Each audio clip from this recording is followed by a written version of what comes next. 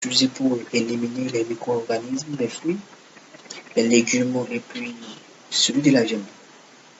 Nous avons l'utilisation de conservateurs qui sont très souvent des substances telles que le nitrate dans la viande ou les acides dans les confitures et, et marinades.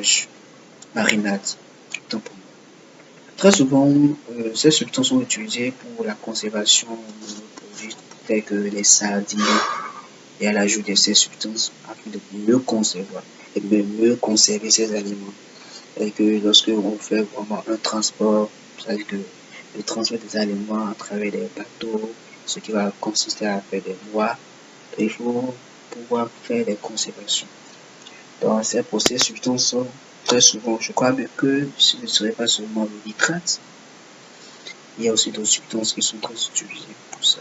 Bon, et avec les recherches que l'on fera, on aura encore plus d'idées sur ces substances qui sont très utilisées.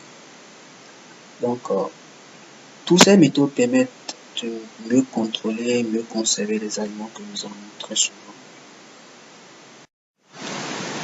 Parlons maintenant des techniques de diagnostic et analyse microbiologique. La première technique ici, c'est la culture microbiologique, qui consiste avec quoi?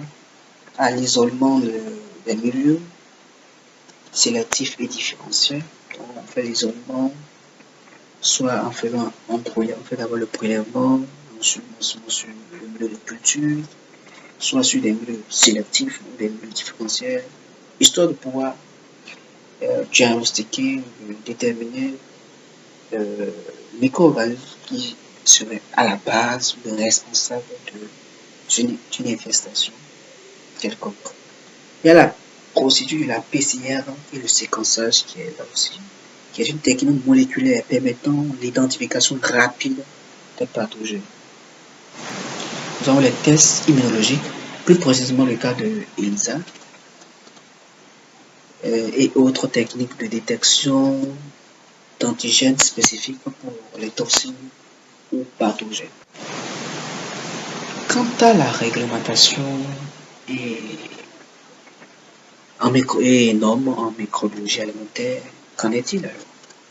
Il faut noter que il y a le système préventif de gestion de la sécurité alimentaire, HACCP, Hazard Analyse Critical Control Point, qui est là, dans le cas de l'ISO 22000, qui est la norme internationale pour les systèmes de gestion de la sécurité alimentaire.